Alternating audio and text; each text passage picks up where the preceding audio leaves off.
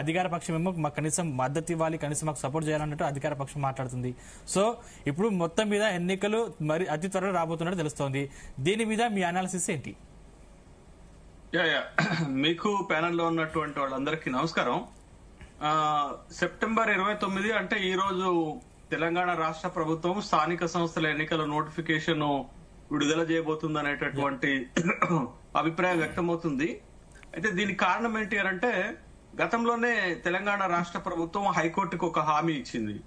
September 30 లోపు మేము తెలంగాణ రాష్ట్రంలో స్థానిక సంస్థల ఎన్నికలు జరుపుతామని. బహుశా అప్పుడు ఇచ్చినటువంటి హామీ మేరకే రాష్ట్ర ప్రభుత్వము ఈ నోటిఫికేషన్ విడుదల చేస్తుందా అనేటటువంటి ఒక అభిప్రాయం అయితే, రెండోది స్థానిక ఎన్నికలకు ముందుకే వెళ్లాలనేటటువంటి ఉద్దేశంతో రాష్ట్ర ప్రభుత్వము ఎన్నికల నోటిఫికేషన్ ఇస్తుందా అనేటటువంటి ఒక అభిప్రాయం కూడా ఉంది.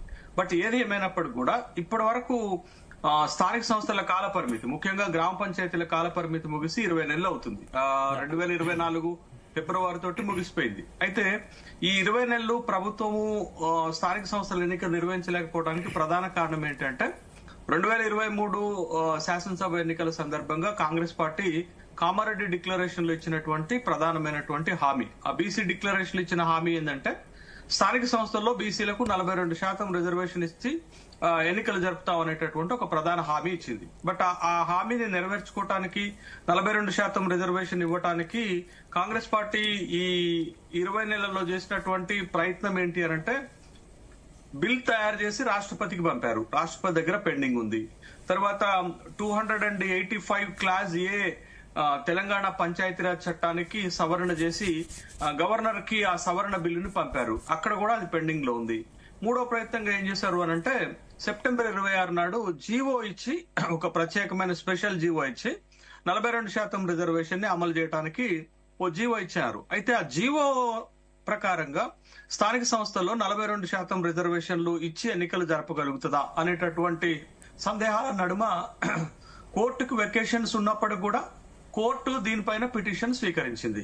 మాధవ్ రెడ్డి అనేటటువంటి వ్యక్తి, రెడ్డి జాగృతికి సంబంధించిన మాధవ్ రెడ్డి ఒక పిటిషన్ వేశారు. 42% రిజర్వేషన్ అంటే బీసీలకు 42% రిజర్వేషన్, ఎస్సీ ఎస్టీలకు 27% రిజర్వేషన్, మొత్తం 69% రిజర్వేషన్ తోటి ఎన్నికలు జరపడానికి తెలంగాణ రాష్ట్ర ప్రభుత్వం జీవో ఇచ్చింది కాబట్టి, బట్ ఇది చట్టం వయలేషన్ ఉంది దీంట్లో. తర్వాత కోర్టు తీర్పుల వయలేషన్ కూడా దీంట్లో ఉంది. కాబట్టి ఎట్లా నిర్వహిస్తారు అనంటే కోర్టు విచారణ అర్హత కలిగినటువంటి పిటిషన్ కాబట్టి కోర్టు తీసుకుంది. బట్ ఇప్పుడు కోర్టు ఆ సందర్భంగా కోర్టుకు హామీ ఇచ్చింది ఏంటది, మీరు అక్టోబర్ 8 కి దీనిపైన ఉన్నటువంటి విచారణ వాయిదా వేశారు. బట్ ప్రభుత్వము అక్టోబర్ 8 విచారణ ఉన్నప్పటికీ కూడా నోటిఫికేషన్ ఇచ్చి ఎన్నికలు జరపడానికి ముందుకు వస్తుంది. బట్ కోర్టు ఏమి నిర్ణయం తీసుకుంటది దీనిపైన, విచారణ సందర్భంగా ప్రభుత్వం దగ్గర ఉన్నటువంటి ఆర్గ్యుమెంట్స్ ఏంటి అనేది ఇప్పుడున్నటువంటి ప్రస్తుతం ఉన్నటువంటి సమస్య, ప్రస్తుతం ఉన్నటువంటి వివాదం కూడా. బట్ ప్రభుత్వం ఏం చేయబోతుంది, ఓ నోటిఫికేషన్ ఇచ్చినప్పటికి కూడా ఎన్నికలు పెట్టగలుగుతుందా?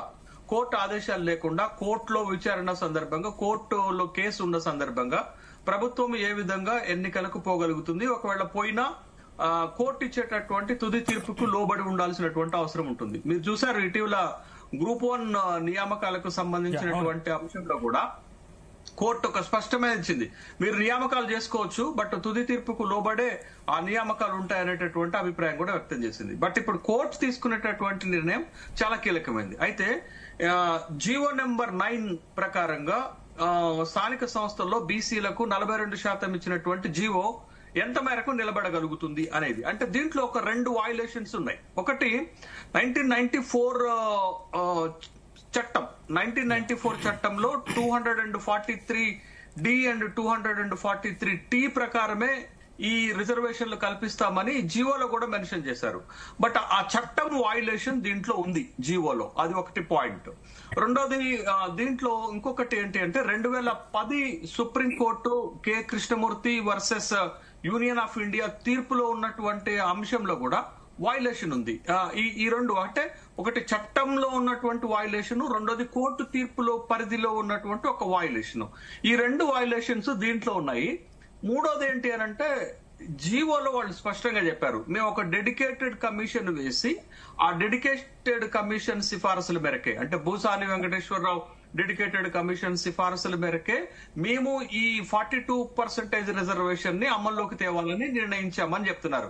బట్ ఆ డెడికేటెడ్ కమిషన్ కూడా పరిమితులు ఉన్నాయి. డెడికేటెడ్ కమిషన్ ఏ స్థాయిలో వెనకబాటుతనం ఉంది చూసి సిఫారసులు మాత్రమే చేయగలుగుతుంది కానీ ఎంత మేరకు రిజర్వేషన్ ఇవ్వాలనేటటువంటి సిఫారసులు చేయలేదు.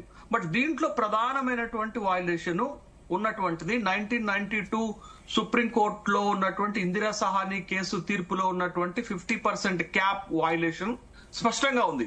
బట్ ఇప్పటి వరకు ఏ రాష్ట్రం కూడా, అంటే ఎక్సెప్ట్ తమిళనాడు, మనం ప్రతిసారి తమిళనాడు ఉదాహరణగా తీసుకుని తమిళనాడులో 69% రిజర్వేషన్ ఉంది కంటే ఆ కాంటెక్స్ట్ వేరు, ఆ ఇచ్చినటువంటి సందర్భం వేరు, ఆ తెచ్చినటువంటి సందర్భం వేరు, వాళ్ళు అక్కడ రిజర్వేషన్ ప్రతిపాదనలో ఉన్నటువంటి ఒక కీలకమైన ప్రత్యేక పరిస్థితులు వేరు, వాళ్ళు చేసిన సిఫారసులు వేరు. బట్ ఆ స్థాయి ఎక్సర్సైజ్ ఈ జీవోలో లేదు, ఆ స్థాయి ఎక్సర్సైజ్ రాష్ట్ర ప్రభుత్వం చేయలేదు. ఒక రాష్ట్ర ప్రభుత్వమే కేవలం ఇలాంటి వయలేషన్స్ తోటి రిజర్వేషన్ తీసుకురాలేదు. కేంద్ర రాష్ట్ర ప్రభుత్వాల సమన్వయంతోటే రిజర్వేషన్లు రాగలుగుతాయి.